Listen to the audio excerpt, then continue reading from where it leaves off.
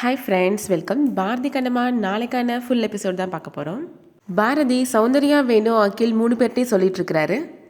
என்னோட வாழ்க்கையில் பிரச்சனையாக இருக்கிற என்னோட சந்தோஷத்தை சாகடிக்கிற ஒரு விஷயத்தை நான் கட் பண்ணி தூக்கி எரிஞ்சலான்னு முடிவு பண்ணிட்டேன் அப்படின்னு சொல்கிறாரு.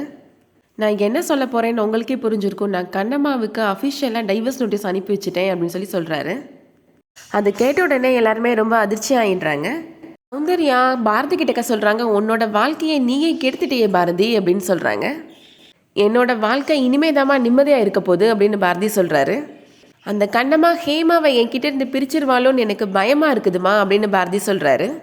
ஹேமா கிட்ட நீ க்ளோஸாக பழகாத அப்படின்னு அந்த கண்ணம்மா கிட்டக்க நான் கெஞ்சி கூட பார்த்துட்டேன், ஆனால் நான் சொல்கிறத எதையும் அவள் கேட்குறதா இல்லைம்மா அப்படின்னு சொல்கிறாரு. அதுக்கப்புறமா சொல்கிறாரு, இனிமேல் இந்த டைவர்ஸ் கேஸை வாபஸ் வாங்க அப்படின்னு அந்த கண்ணம்மாவுக்கு சப்போர்ட் பண்ணி ஏதாவது பேசுனீங்க அப்படின்னா என்னை நீங்கள் உயிரோடவே பார்க்க முடியாதுமா அப்படின்னு மிரட்டிட்டு போகிறாரு. கண்ணம்மா இப்போது சௌந்தர்யா பார்க்குறதுக்காக வராங்க. வீட்டு வாசல்லையே நிற்கிறாங்க. உள்ளே வா கண்ணம்மா அப்படின்னு சௌந்தர்யா கூப்பிடுறாங்க. இதுதானே தான் என்னோட இடம் இனிமே அப்படின்னு சொல்கிறாங்க கண்ணம்மா. பாரதிக்கும் கண்ணம்மாவுக்கும் கல்யாணம் ஆன அன்னைக்கு சௌந்தர்யா கண்ணம்மாவை வீட்டுக்குள்ளே விட மாட்டேன்னு சொல்லியிருப்பாங்க.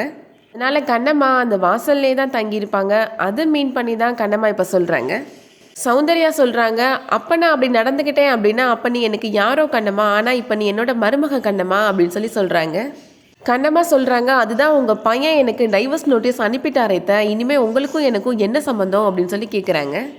நான் வாழ்க்கையில் எந்த தப்புமே பண்ணலையேத்த, என் வாழ்க்கையே இப்படி இருக்குது அப்படின்னு சொல்லிட்டு அழுறாங்க. சௌந்தர்யா கண்ணம்மா கிட்டக்க சொல்கிறாங்க, என்னை மன்னிச்சிரு கண்ணம்மா, இந்த டைவர்ஸ் பற்றி பாரதி கிட்டக்க பேசுனா அவன் செத்து போயிடுவான், என்னை மிரட்டுறான் கண்ணம்மா, நான் என்ன பண்ணுவேன் அப்படின்னு சொல்லிட்டு அவங்களும் அழுறாங்க. வேணு இப்போது கண்ணம்மா கிட்டக்க சொல்கிறாரு, நீ கவலைப்படாத கண்ணம்மா, உன்னோட வாழ்க்கையை நினச்சி நான் என்னோட சொத்தை உன் பேரில் எழுதி வைக்கிறேன் அப்படின்னு சொல்கிறாரு. அதுக்கு கண்ணம்மா சொல்கிறாங்க, என்னம்மாம்மா பேசுகிறீங்க, நான் என்னோட வாழ்க்கையை போச்சுன்னு சொல்லிட்டு இருக்கேன், நீங்கள் சொத்தை பற்றி பேசிகிட்டு இருக்கிறீங்க அப்படின்னு கேட்குறாங்க. கண்ணம்மா சௌந்தர்யா கிட்டக்க சொல்கிறாங்க, நீங்கள் ஒரு ஆள் மட்டும்தான் எனக்கு உதவி பண்ண முடியும் அப்படின்னு முழுசாக நம்பி வந்தேன் நீங்களே என்னை கைவிட்டுட்டீங்களே அப்படின்னு சொல்கிறாங்க. கண்ணம்மா இப்போ முடிவாக சொல்கிறாங்க, நான் இனிமேல் எதுக்காக ஹேமாவை உங்கள் பையனுக்காக விட்டு கொடுக்கணும், இனிமேல் ஹேமா என் கூட தான் இருப்பா அப்படின்னு முடிவாக சொல்லிட்டு போகிறாங்க.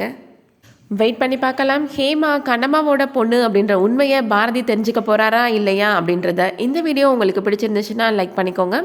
சீரியல் அப்டேட்ஸ் வேணும்னா நம்ம சேனலுக்கு சப்ஸ்கிரைப் பண்ணிக்கோங்க. தேங்க்யூ.